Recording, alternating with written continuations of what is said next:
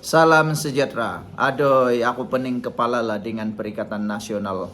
Hari itu dia orang geng-geng keluar dewan beramai-ramai. Mereka nyatakan tak mahu berbahas kerana tiada Anwar Ibrahim. Kali ini pula tiba-tiba selepas dihentam habis-habisan. Selepas mereka lihat mereka tidak mendapat sambutan, tindakan mereka tidak disambut dengan baik oleh netizen, naratif mereka tidak berjaya, tiba-tiba pula mereka menjanjikan. Hari itu keluar dewan. Sekarang Perikatan Nasional pula janji nak cakap pasal RCI tabung haji Oktober nanti. Aku pun tak tahulah apa yang mereka fikirkan tuan-tuan dan puan-puan sekalian. Selepas satu pendedahan menyatakan bahawa semua itu telah dirancang oleh Hamzah Zainuddin, kini tampil pula seorang ketua pembangkang ataupun seorang pemimpin pembangkang menyatakan bulan Oktober baru kami nak cakap tentang RCI tabung haji. Sudah basi pun. Perikatan Nasional memberi jaminan isu RCI tabung haji tidak akan diketepikan dan berjanji akan membahaskannya ketika persidangan Parlimen Oktober nanti.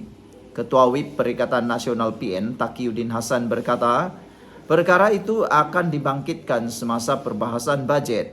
Kita ada strategi kita sendiri, tunggu. Bulan 10 ini kita akan bahas, katanya. Inilah yang paling membuatkan netizen kata mereka ni apa nih? Orang bahas RCI tak hadir. Orang nak bentang belanjawan pula, waktu itu dia nak bahas. Punyalah, memang boleh tanda petik lah, bodoh-bodoh macam itulah. Manakan tidak? Kita nak dengar belanjawan, bukan nak bahas lagi tentang RCI tabung haji. Tapi biasalah, mereka ni lain dibuat, lain dijawab, lain disoal, lain dijawab. Waktu perbahasan RCI tabung haji, dia tak nak bahas.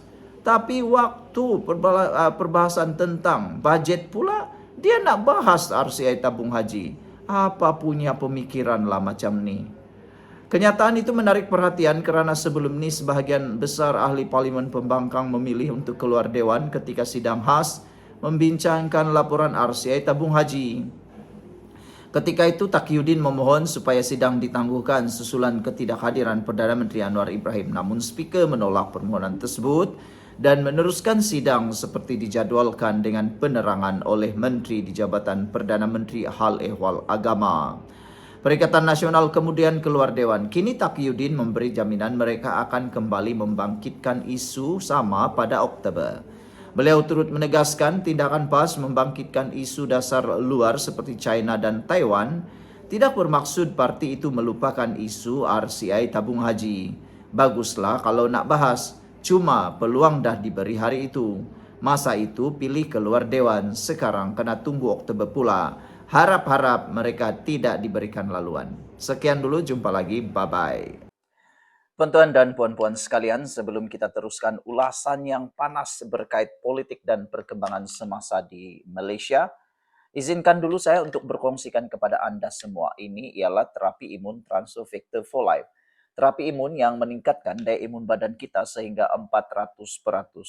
Secara umum dan ringkasnya, apabila imun badan kita lemah, bodoh, dan tidak seimbang, kita kena penyakit dan tidak sembuh daripada semua jenis penyakit. Tetapi apabila imun badan kita jadi kuat, bijaksana, dan seimbang, semua jenis penyakit boleh disembuhkan dengan peningkatan daya imun badan.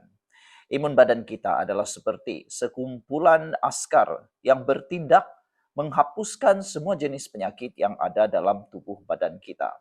Apabila askar-askar yang ada dalam tubuh badan kita itu menjadi kuat, menjadi seimbang dan bijaksana, semua jenis penyakit boleh dihapuskan dan boleh dihalau daripada terus membiak dan menduduki tubuh badan kita.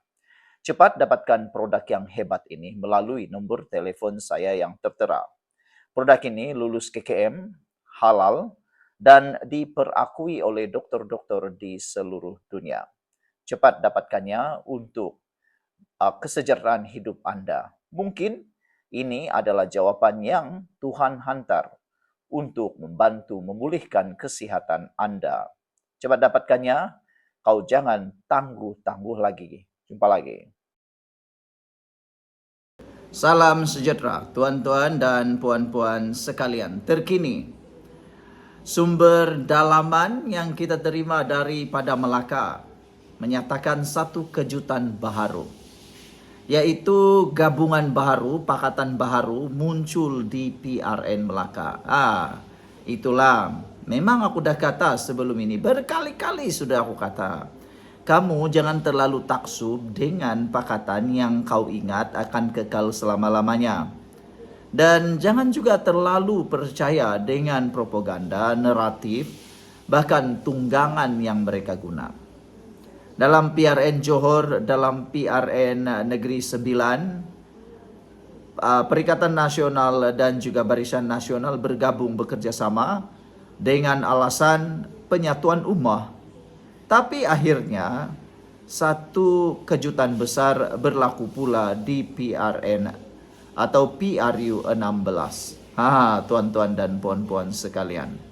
PRU 16 yang akan melabuhkan tirai tidak lama lagi akan menyaksikan gabungan baharu, yaitu Pakatan Harapan, GPS, GRS, Warisan dan Bersatu akan bergabung menentang PAS, Gerakan dan BN.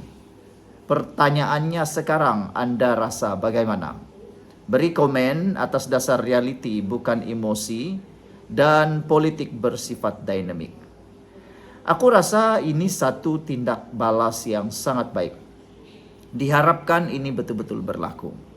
Tuan-tuan dan puan-puan sekalian, aku rasa yang akan mengalami kesan paling teruk atau negatif ataupun kekalahan teruk nanti dalam pilihan raya itu ialah Barisan Nasional. Jangan kau marah dengan aku.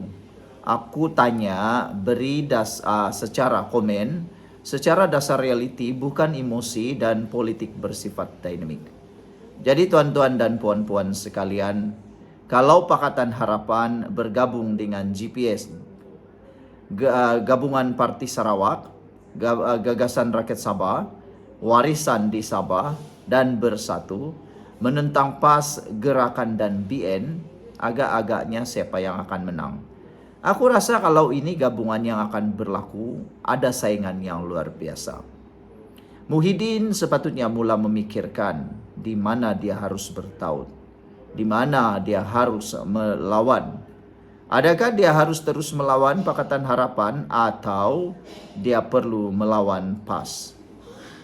Bersatu harus sedar, lawan mereka ialah yang mempunyai gerakan ataupun perjuangan yang sama dengan dia. Dia buat apa nak lawan DAP? DAP bukan lawan Bersatu. Terpulanglah pada Anda, fikir-fikirkannya. Berikan komen secara jujur atas dasar realiti bukan emosi dan politik bersifat dinamik. Jumpa lagi. Hello guys, ini ialah walkie-talkie Bofeng BF888S. Dapatkannya di Shopee, murah. Guys, ini ialah headphone Onikuma K2 Pro. Hebat, luar biasa, cantik dan murah. Dapatkannya di Shopee. Guys, ini ialah power bank Mozom PB149. Murah, hebat, dan dapatkannya di Shopee sekarang. Guys, ini ialah Shocks Open Swim Pro. Headphone yang hebat, kualiti hebat, tahan air. Dapatkannya di Shopee. Guys, ini ialah headphone One Audio E70 Fusion. Dapatkannya di Shopee, murah sekarang.